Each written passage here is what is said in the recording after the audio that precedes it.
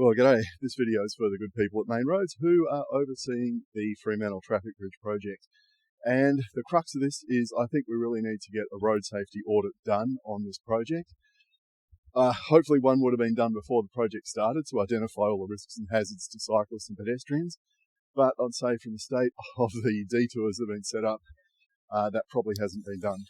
So what I'm going to do now is I'm going to try and identify as an amateur all the risks and hazards to cyclists coming from the north. And I think this will demonstrate why a road safety audit is necessary. Now, first thing is I would be extending the purview of the detour back to this intersection here, because I think what's not understood is at this point we have route selection. I can turn left down Jackson and then go down Jewel, or I can continue down Pierce Street. Now, first issue, there is a map here. It needs to be rotated 180 degrees because it is not oriented to the ground. So route selection. Although the detours themselves or the work sites are like hundreds of metres away from here, the closure of this path around the back of the Swan Hotel that follows the railway line down to the bridge, the closure of that, 6 or 8 months ago, had a cascading impact back a couple of blocks, back to that intersection there. And at that point, once this path was closed, you then had to make a choice about, do I continue down Pierce Street or do I go down Jewel Parade, because I can no longer get across Typhon Road at this point and take that path. Now, if someone had actually ridden this, if they'd done a pertinent audit at the time, they would have picked up on that kind of stuff and realised that all the detour planning needs to start well outside the boundaries of the actual work sites. And of course, this is even more critical now that Pierce Street's been blocked for a couple of months due to a fire. Now, there used to be signage on this corner. It's disappeared. It used to be telling us to turn left at that point. I don't know if that's been removed as a result of the fire back there, or someone's nicked it, but if it's in the traffic management plan, why is it not on the ground? So has the traffic management plan been updated to remove that signage, or is no one doing inspections on a regular basis and picking up it's missing? Because that's been missing for weeks. So that tells me something's not going right. Right, next hazard is right here, and it's caused by this brick wall. You can see I have absolutely no sight lines down Jewel Parade. There's a risk a driver's going to come out of there and clobber me as I cross here. There's also no certainty as to whether I should be on the footpath here or on the road. Now, at this point, there also used to be a sign telling me to turn right here. It's missing. Again, has the traffic management plan been updated? Thank you. He's stopping. Thank you very much. Which told me to turn right and go across here. And in front of me, there is another map on the fence over there. It's now getting overgrown by the trees. And that also needs to be rotated 180 degrees because it's the wrong way around. Not oriented to the ground from this direction. Now that map would actually send me on this useless loop down there towards the worksite offices and the bridge, where I then have to cross the road to my left and then come back on the footpath on the other side. That all needs to be removed. That is an artifact of when the path across the bridge was still open about 6 months ago, and you could in fact, you were actually supposed to ride down the footpath here to get on the bridge. That worked quite well. Then they closed it. When it closed, the map should have been updated. An audit would certainly pick that up. Now, there's no signage here telling me to turn left. I'm pretty sure there used to be some, and it's now gone. So what's happening with the traffic management plan and regular inspections of the signage? I can see there's plenty of signage around here for drivers. Form 1 lane, end roadworks, 50 kilometres an hour, blah, blah, blah.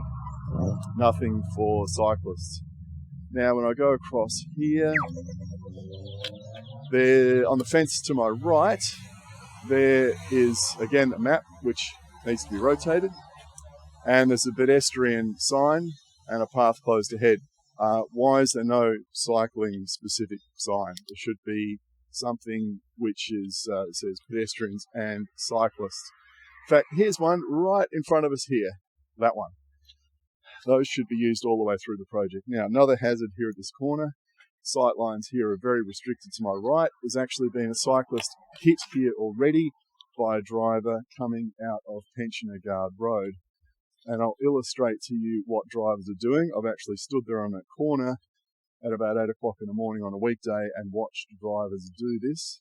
If anyone was a bit observant, they would see exactly the same thing I've seen. In fact, here comes a car now. No, they're not going to do it. All right. Watch my head as I come up here. Doesn't matter if I'm turning left or right.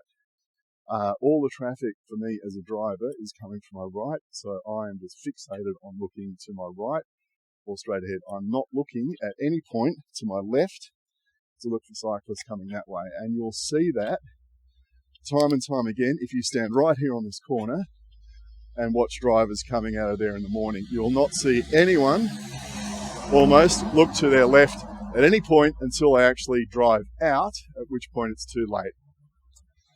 Okay, up here, pedestrian sign. Yep, why is this not a pedestrian and cyclist sign? You can get these nice 3-part, whatever the hell those things are called, frames, and you could easily put, pedestrian, cyclists, etc. in it. Now, this little cage here, temporary fencing, is new, and they put a map up on it, and again, the map needs to be rotated 180 degrees because it's not oriented to the ground properly. Keep making that point, but no one seems to be listening. Okay. Vegetation here needs to be trimmed back.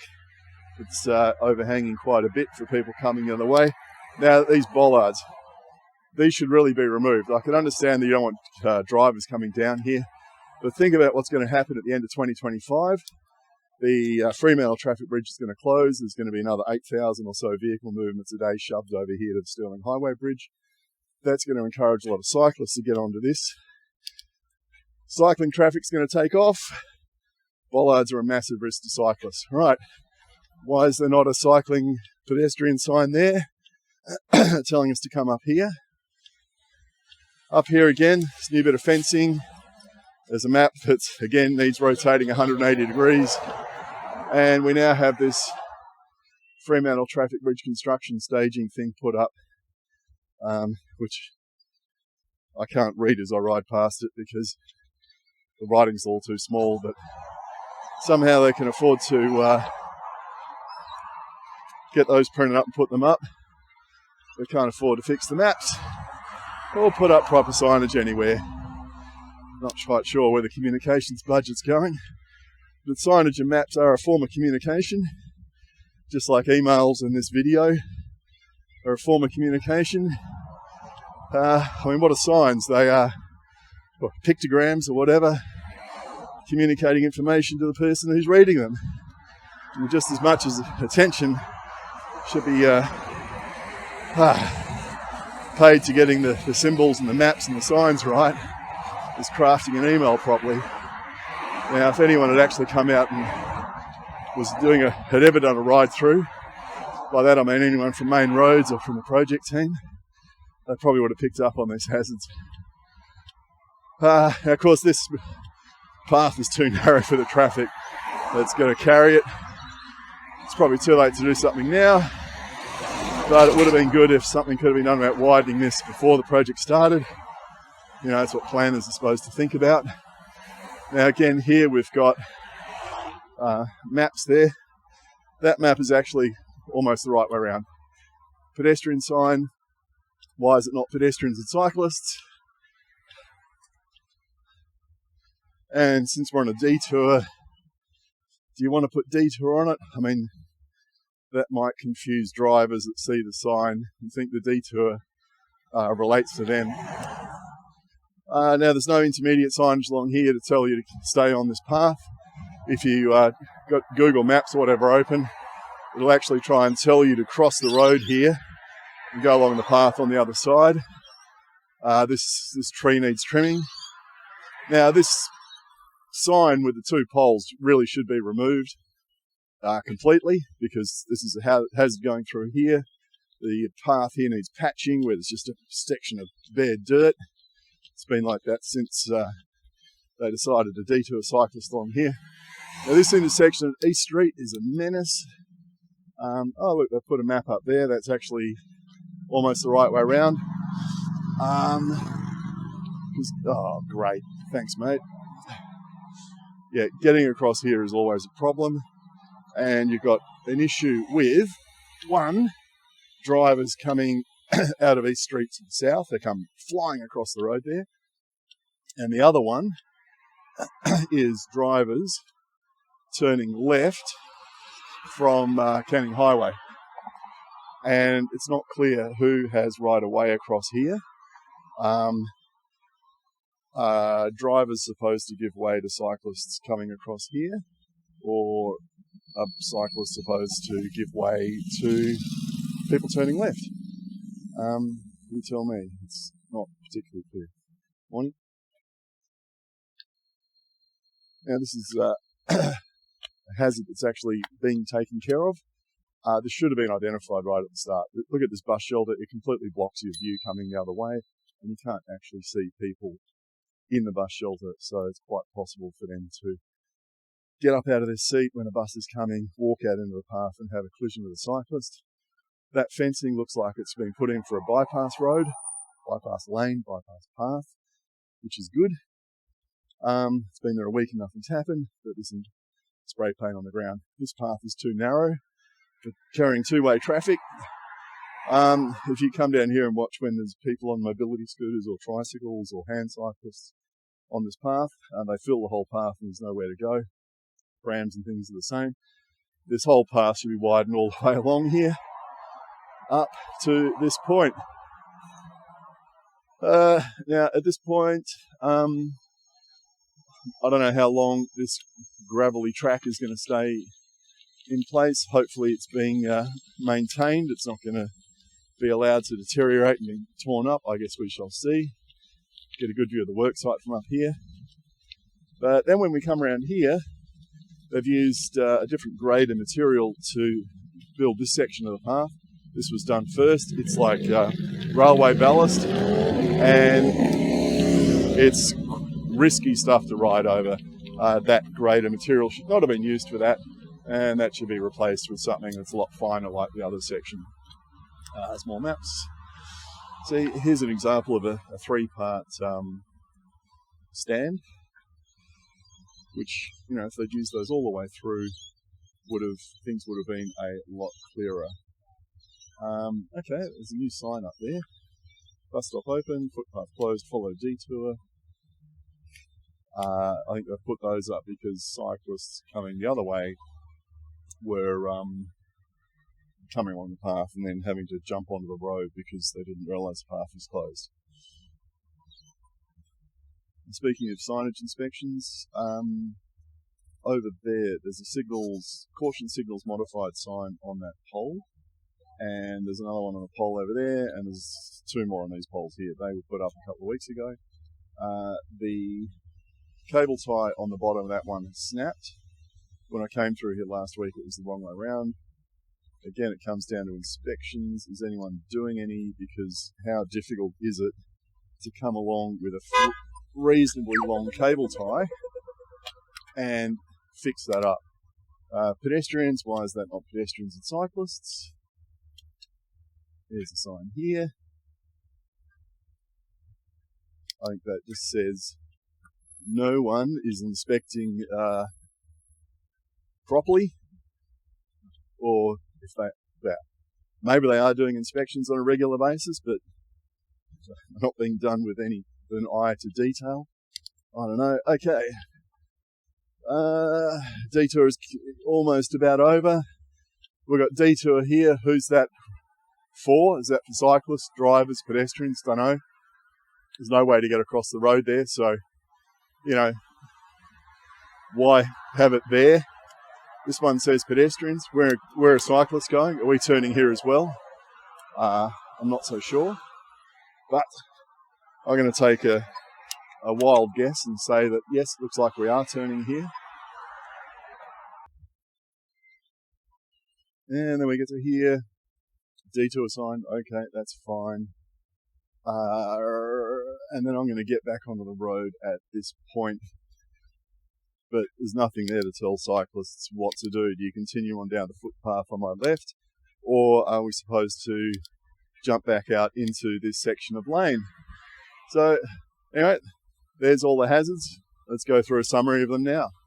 So let's quickly run through a summary of the risks and hazards that we found. Well, firstly, there seems to be no appreciation of route selection that needs to happen back at the corner of Pierce Street and Jackson Street, and what that entails for where cyclists need to go, particularly since the path was closed around the back of the Swan Hotel and National Storage. Second thing is at the corner of Pierce Street and Tyburn Road, there's a sign that's missing.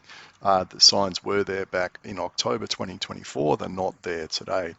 There's the issue of blocked sight lines at the corner of Jewel Parade and Tyburn Road. This is why route selection is important. Jewel Parade should certainly have been considered as a route because it would have eliminated this hazard, particularly if cyclists are riding on the footpath along between Pierce Street and Jewel Parade along the northern side of Tyburn Road. Then when we get to Queen Victoria Street, there's a missing pedestrians turn right sign to send people across the crosswalk. When we get across to the southern side of Tyburn Road, again, there's a missing directional sign that was pointing people to the left or to head east along Tyburn Road.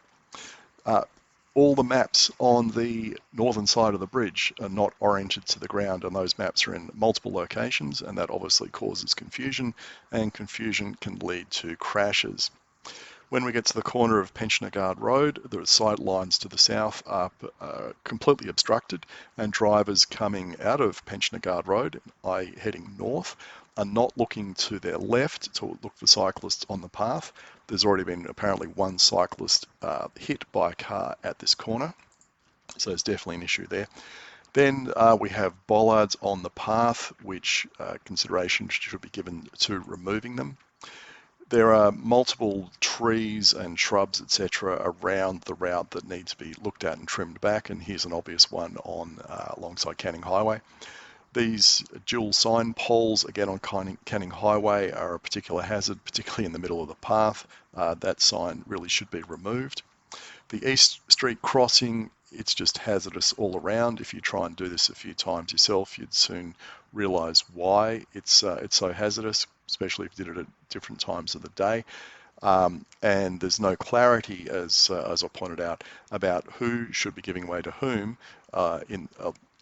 at this intersection. So, for instance, drivers heading east along Canning Highway who then want to turn south into East Street, are they obliged to give way to cyclists and pedestrians crossing east to west and west to east, or is it the other way around? Now, this hazard is being remediated at present. This bus shelter completely blocks the sight lines on a narrow path. You've also got the timetable post there as well. This should have been picked up and remediated a year ago, but thankfully it's been looked at now. Then we have the issue of the narrow path, and I guess you can see that whoever's put this fence up has actually made the narrow part hazard even worse by putting the feet of the fence intruding onto the path instead of leaving them on the grass. There's this unsuitable ballast type material that's been used for the temporary path up at the corner of Queen Victoria Road. The finer material that's been used on the later section of this temporary path is much better. This ballast is pretty awful to ride across. When we get across Canning Highway, there's an issue with the another bus shelter over there, not quite as bad, but there's this bus timetable post that's obstructing the path and various other poles, etc. along here. There's also vegetation along here that needs to be trimmed back on a regular basis. Then we get to the confusing sign placement when we want to turn into Beach Street. It's not clear who these signs are aimed at, and there's a complete lack of cyclist-specific signage all the way around. And then when we get to the end of the detour on Beach Street, where does it actually end? Where are cyclists supposed to go at this point? Are they supposed to continue on down the footpath to the left, or are they supposed to use that ramp to get onto the bike lane along Beach Street? That hasn't been thought out. So I guess you can see in summary, there's even as an amateur, I've picked up a wide variety of risks and hazards to cyclists along here. I'm sure professional road safety auditors in conjunction with cyclists with local knowledge or West Cycle would probably pick up more and come up with some good recommendations on how to fix these hazards, because these are obviously going to be in place presumably until the end of 2026 when the new bridge opens. So, we can't leave these things in place for well over a year and a half and just hope and pray that no one gets injured in the meantime.